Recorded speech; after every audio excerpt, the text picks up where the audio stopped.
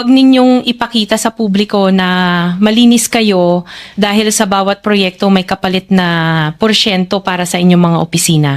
Ang sistema mismo ang nagtutulak sa amin na sumunod kung hindi kami papayag, wala kaming makukuhang proyekto. Kawawa po talaga ang mga mamamayang Pilipino kasi ninanakaw lang natin ang kaban ng bayan. Kaya tama na ang pangungurakot natin. Kung tutuusin, hindi lang naman kaming mga kontraktor ang nakikinabang dito. Marami din sa inyo, mga politiko, ang nagpapataba ng bulsa sa pangungurakot. Ang totoo, may hati-hati yan mula sa pinakamataas hanggang sa mga nasa gilid lang ng sistema. Huwag nyo kaming gawing panakipbutas kasi kung babalikan ang lahat ng transaksyon, makikita ninyong mas malaki pa ang napupunta sa inyo kaysa sa amin.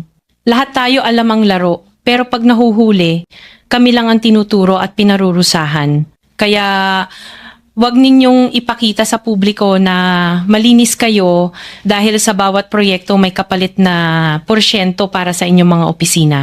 Ang sistema mismo ang nagtutulak sa amin na sumunod kung hindi kami papayag, wala kaming makukuhang proyekto.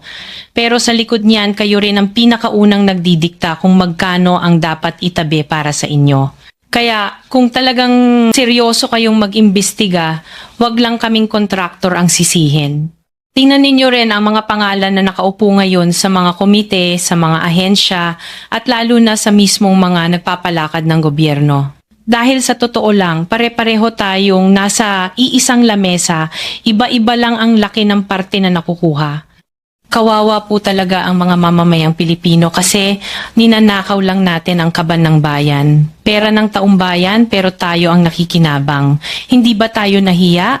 Ang mga mahihirap mas lalong naghihirap. Kaya tama na ang pangungurakot natin.